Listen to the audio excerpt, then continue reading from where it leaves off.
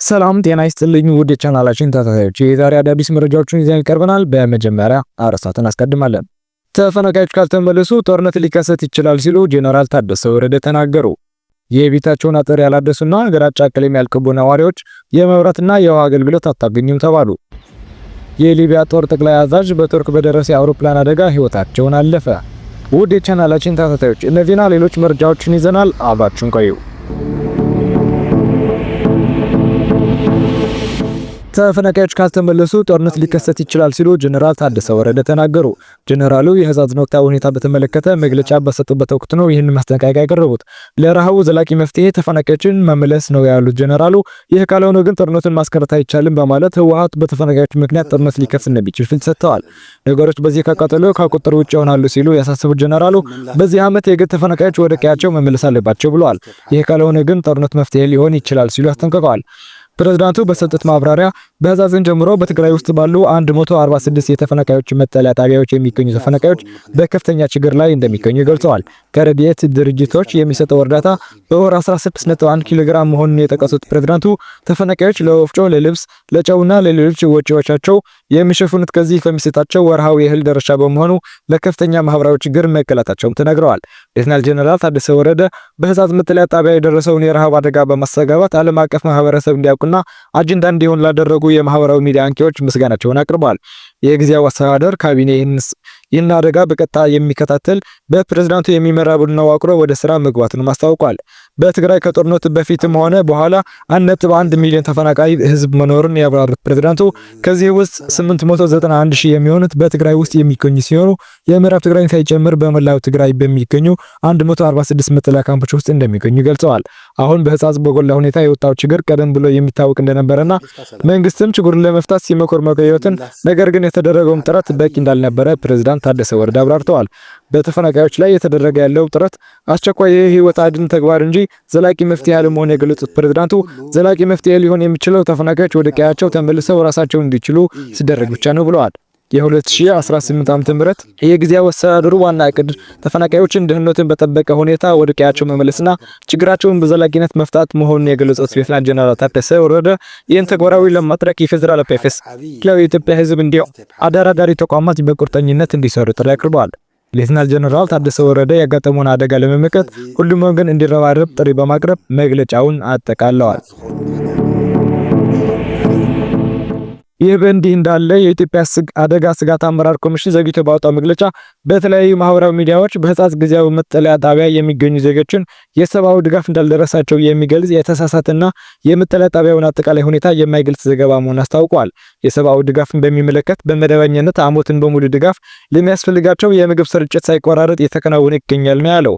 በህጻጽ ጊዜያዊ መጠለያ ጣቢያም የሚገኙ ዜጎች ዓመቱን ሙሉ ተመሳሳይ ድጋፍ ሲደረግላቸው ነበር ያለ ሲሆን ከመስከረም 2018 ዓ.ም ጀምሮ እስከ ታህሳስ 2018 ድረስ የተሞላና የተቆራረጠ የምግብ ድጋፍ እየተደረገላቸው መሆኑን ገልጸዋል።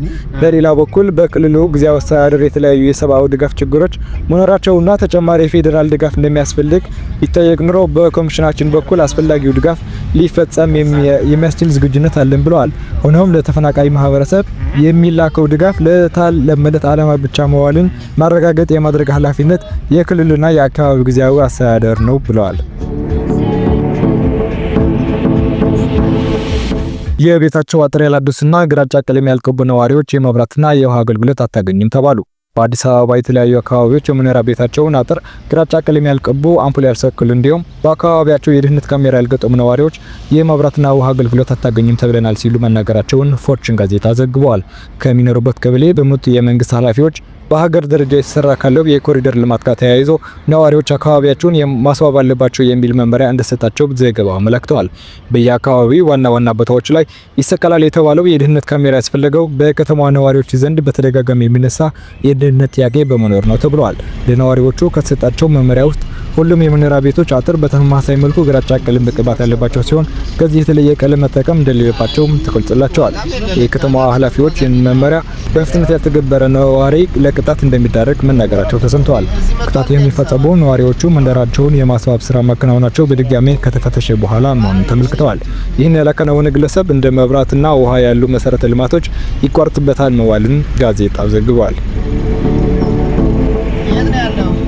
በተመሳሳይ ዜና በአዲስ አበባ ከተማ በአጥር የተዘጉ የውስጥ ለውስጥ መንገዶችን በግብረ ኃይል የማስከፈት ስራ ተጀመረ። የከተማዋ መንገዶች ባለስልጣን ይህን እርምጃ መውሰድ የጀመሩት ከሳምንታት በፊት በከተማዋ የውስጥ ለውስጥ መንገዶችን አጥረው የዘጉ ግለሰቦች መንገዶችን ከታህሳስ 4 ቀን 2015 ዓ.ም ጀምሮ ባሉት 7 ተከታታይ ቀናት ውስጥ ክፍት እንዲያደርጉ የሰጡት ማስጠንቀቂያ ተግባራዊ ባለመሆኑ ነው ብለዋል። ባለስልጣኑ ትናንት በጋራው መረጃ የደቡብ አዲስ አበባ መንገድ ኔትወርክ ማኔጅመንት ቡድን መሪ ኢንጂነር ቢልስማ በይቻ የውስጥ ለውስጥ መንገዶች በግለሰቦች በአጥር መዘጋታቸው የህብረተሰቡን በመንገድ መሰረተ ልማት የመጠቀም መብት የሚቀፋና ለትራፊክ ፍሰት ማስተጓጎል መንስኤ የሆነ እንደሚገኝ ገልጸዋል ብለዋል።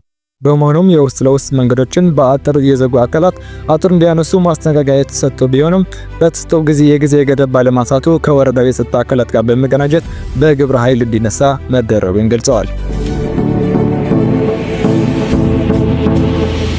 ወደ ውጭ መረጃ ስናልፍ የሊቢያ ጦር ጠቅላይ አዛዥ በቱርክ በደረሰ የአውሮፕላን አደጋ ህይወታቸውን አለፈ። የሊቢያ ጦር ጠቅላይ አዛዥ ጀነራል መሐመድ አሊ አህመድ አልሃዳድ በቱርክ በደረሰ የአውሮፕላን አደጋ ህይወታቸውን ማለፉን የሊቢያ ጠቅላይ ሚኒስትር አስታውቋል። በአደጋ አብሯቸው የነበሩ 4 ከፍተኛ ወታደራዊ መኮንኖች ጭምር ህይወታቸው ማለፍ ነው ጠቅላይ ሚኒስትር የገለጹት። የጦር መኮንኖች ፍልኳን 50 በተሰኘ የግል ጀት ከቱርክ መዲና አንካራ ተነስተው ወደ ትሪፖሊ በመጓዝ ላይ ሳሉ ነው አደጋው የደረሰው። በአሁኑ ወቅት የአደጋው መንስኤ ለማወቅ ሰፊ ምርመራ የተካሄደ እንደሚገኝም ተጠቁሟል። የቱርክ ሀገር ውስጥ ጉዳይ ሚኒስትር አሊ የርኪሊ በኤክስ ገጻቸው እንደገለጹት የአውሮፕላኑ ስብርባሪ በአንካራ አቅራቢያ በሃይማን ዲስትሪክት ኬስካቫክ በተባለች መንደር አቅራቢያ በፖሊስ መገኘቱን ገልጸዋል። በዓለም አቀፍ ደረጃ ቁና ያለው የሊቢያ ብሔራዊ አንድነት መንግስት ጠቅላይ ሚኒስትር አብደል ሐማድ ዴባባ በጀነራል አልሃዳድ እና በሌሎች ከፍተኛ መኮንኖች ሞት የተሰማቸውን ጥልቅ ሐዘን የገለጹ ሲሆን ይህ ለሀገራችን ታላቅ ኪሳራ ነው፣ ሊቢያ ሀገራቸውን በታማኝነትና በትጋት ያገለገሉ ጀግኖችን አጥታለች ብለዋል። ጀነራል አልሃዳድ እና ቡድናቸው ወደ ቱርክ ያቀኑት በሁለቱ ሀገራት መካከል ያለውን ወታደራዊና የደህንነት ትብብር ይበልጥ ለማጠናከር ያለመ ውይይት ለማድረግ እንደነበር ቢቢሲ ዘግቧል። የተወደዳችሁ የቻናላችን ተከታታዮች የዕለቱ መረጃዎች እነዚህ ነበሩ። ቻናላችን ሰብስክራይብ በማድረግ ቤተሰብ እንድትሆኑ እየጋበዝን እንሰናበታችኋለን። ሰላም።